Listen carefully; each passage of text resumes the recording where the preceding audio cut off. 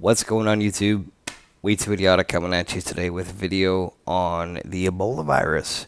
So the Ebola virus has been dominating the news for months, and I'm getting really sick of it because yes, it is this gigantic outbreak, this gigantic epidemic in Africa that has caused a lot of people to die, and there's a lot of panic and a lot of unresolved and a lot of other things that just aren't healthy for people to be going through, and that's perfectly fine because that's just how shit happens. Epidemics happen. You had the Black Plague, it killed fucking billions of people. Spanish flu killed millions of people. It's just the way it goes, right? You get a disease that kills a bunch of people, certain people are fine. North America's thriving.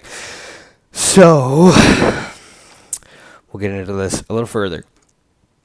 So a few months back, I was browsing through Facebook and found this video of this man, this large bearded man from the States, who claimed that he could prove that God existed in 3 minutes and put all us atheists to shame. I'm not an atheist, by the way. I'm an agnostic, so I believe in a higher being. I just don't believe it's anything written in a fucking book. I don't even believe it's like a being. I think it's just us as an aura, energy, because energy never dies. It kind of proves to you that way.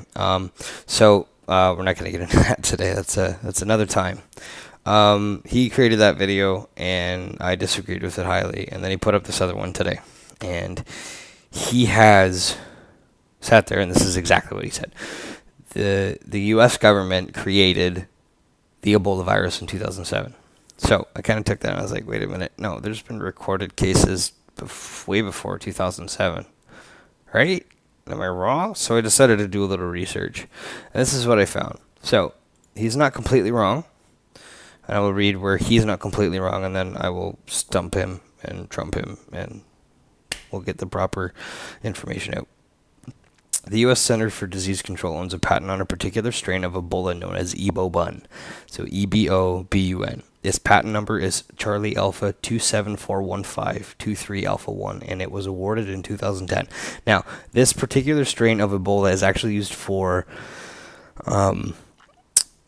research purposes, because before March of 2014, it's not like you could just pull Ebola out of somebody's ass and expect it all to happen, right?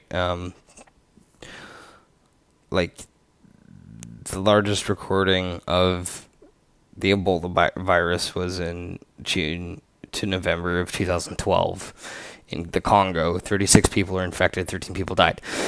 And you're asking, how did you know that? Well, CDC website. Yes, the Center for Disease Control and Prevention. Okay. Yes, they have a website, and yes, they have outbreaks chronology Ebola virus disease, and it has the known cases of outbreaks of Ebola virus in reverse chronological order. So it goes from 2014 all the way to the first year we figured it out that it existed.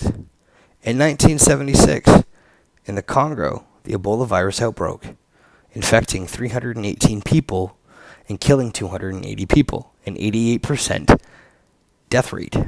Pretty crazy. Occurred in the Yambaku and surrounding area. Disease was spread by close personal contact and by use of contaminated needles and syringes in hospitals/clinics. This outbreak was the first recognition of the disease. So that was in 1976, and in that same year, 2 other outbreaks occurred. We had one in Sudan. That was 284 people infected, 151 people dead. In England, 1 person infected, 0 people dead. So that was the first recorded case that we can find out. So that just proves to you right now, and sure, you're going to say, oh, the CDC made it up because they're the government and they actually created it. But they didn't, because it did. It was even probably before that the Ebola virus has been around for. Just don't freak out so much about it. That's the worst case. The highest number of deaths I've seen on this thing, I think, is the very first outbreak. Besides, no. In 2001, it seems like, let's see here, death toll wise. In 1976, the very first outbreak caused the highest number of deaths. So 88% of people infected died. The second largest was, where'd it go? Excuse me. In Uganda, in 2000 to 2001, 425 people infected, 224 people died. 53% of people infected died. So that really just tells you that Ebola has really never been such a gigantic issue up until today. And there's a reason why. I did a little bit more research when Ebola first broke out, just kind of trying to figure out what it exactly was. So when it originally broke out in Uganda during the 70s into the 2000s, they didn't have the World Health Organization rushing in there at their aid with everything that we could possibly muster up. It was just not happening, especially 2001, huge terrorist year. You know, the 9/11 happened, and it was a gigantic issue to get people across the border and everything else. So they didn't have the help that they wanted. So basically what they would do is they would take someone that they thought that had this disease, and they had no idea what the fuck it was. They just knew it was killing people and it wasn't good and that you can get infected by it. So they'd take these people and they would quarantine them in their own little hut. All right? Then you put them in there. And then you'd take them food every day. Right? And then they push the tray out and you would, take it later or whatever else. And then I don't think they took it. I think they just left it in there with them. And then they would put in, more trays throughout each day, right? Breakfast, lunch, dinner, so on, or whatever meals they have, or what have you. Anyway, so they would put a tray in, and if it didn't get eaten, they would throw 2 more in. And if those weren't picked up and eaten, then they would just light the entire fucking hut on fire. And that guy's done. It's not affecting anybody. His dead body isn't chilling around, nothing like that. There's no possible risk of infection. It's just burned the fuck out of him. It's perfect. They took care of it themselves. That's why if you take a look at some of the later on, so let's see. Hey, Russia. There's one, 1996, Russia, Ebola virus. 1 person infected, 1 person died. So 100% of people infected died. Laboratory contamination. So if you take a look at, we've got the Congo again, 2002 to 2003. 143 people infected, 128 people died, right? So 89% of people infected died. You know why?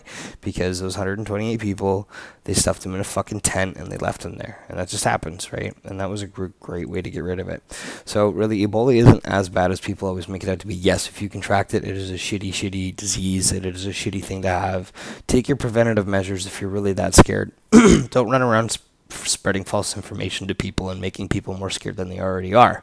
Not very fair. The media has already done a really good job of it. Social media does not need to do the same. So before you start spreading false information and leading people down the wrong way, the wrong idea, do a little bit of research first. Here just proves to you it's really not all that bad. I'm personally not scared. It is really hard for Ebola to even last in North America because of the climate. It is a hell of a lot different from the scalding hot deserts of fucking Africa and the plains and the jungles and everything else. The climate is completely different, and it is really hard for Ebola to survive.